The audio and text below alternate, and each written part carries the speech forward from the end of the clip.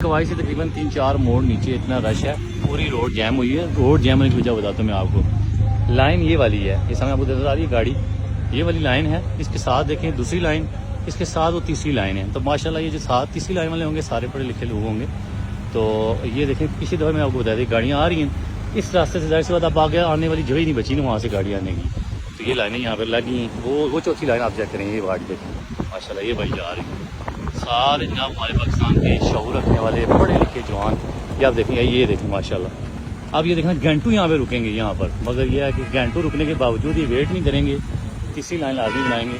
और ये देखिए एक गाड़ी बेचारी आने की जगह थी, भाई ने ये भी रोक दी है।